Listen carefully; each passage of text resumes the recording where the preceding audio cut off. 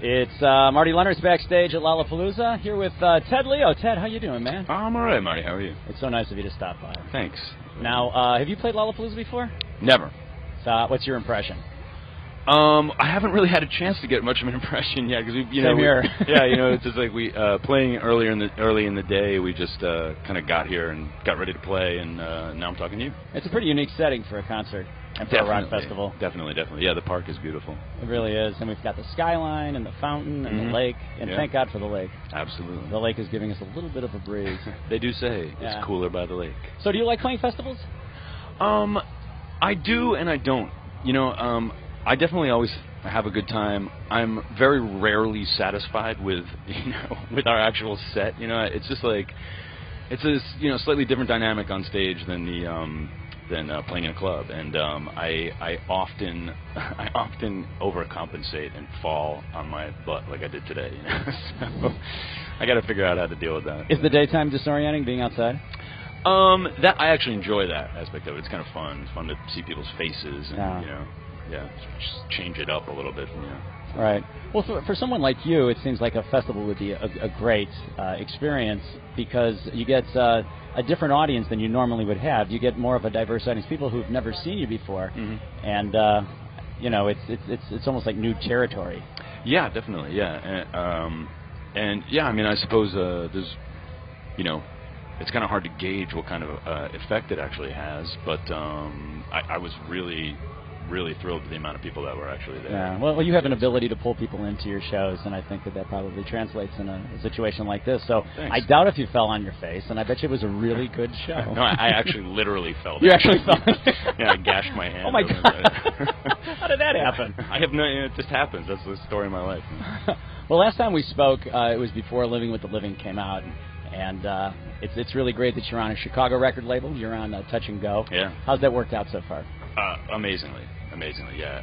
I was lucky enough to kind of already be friends with a lot of people at the label, so it was really, it's been really easy to start working with them, and it's been fantastic. They've worked there, Yeah, a very artist-friendly label, and it was cool for you. I'm sure that your introduction to the label was playing at their 25th anniversary. Oh yeah, that was fantastic. Yeah, at the Hideout. Really nice experience. Yeah. Now your new album, Living with the Living, it's interesting. You have like a combination of love songs and then really strident political messages as well. Is putting those on the same record, and how does that work for you? Well, it's without being too platitudinous. I mean, it's life. It's like there's love and there's war. Yeah. To quote Crass, actually, they have a song where they say, people ask us why don't we sing love songs, and we say everything that we sing is a love song. Our love of life is total. Right. So they go together. Yeah.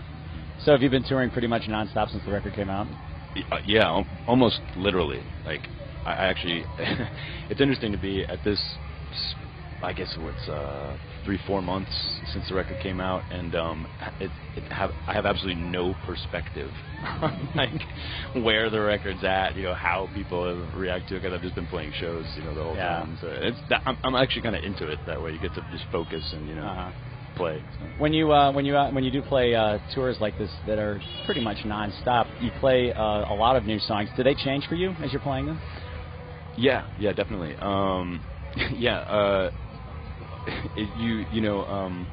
You make a record and you work really hard at tightening up your songs, editing them, and making them work for you, or unediting them and letting them kind of breathe or whatever. And then when you actually do get out there and play them night after night after night, I often hit that point where I'm like, oh, I wish I could go back and re-record this. I finally figured out that what the right way to play that solo and that part is or something. So how can I make this better? I know now. Yeah, exactly. Replay. Yeah. Well, that's what live records are for in DVDs. Yeah, there you go. Do you have any plans for anything like that? Nope. We need to get a film crew to follow you around. Yeah. We'll work on that. Now, a few years ago on an EP, you did a number of covers, and one of them was the Split End song, 6 Months in a Leaky Boat, and I had an opportunity to talk with Tim Finn a few months ago, and I told him that you did that, so he told me he was going to search it out. Right on. Thanks. Yeah, he was excited. Wow. Because I was telling him that song brings me to a place. It takes me back to a backyard with my girlfriend at the time, having a picnic. Uh-huh. And I said that even when I hear Ted Leo's version, it does the exact same thing. The song takes me to that place. Nice. So that's cool. Oh, thanks. Yeah, well, thanks a lot for stopping by. Thank you for having me. And all the best of luck on the rest of your tireless touring. And we can't wait to see you back in Chicago in a club. Yeah. Because you rock us big time every time. Thank you very much. Thanks a lot. Thanks.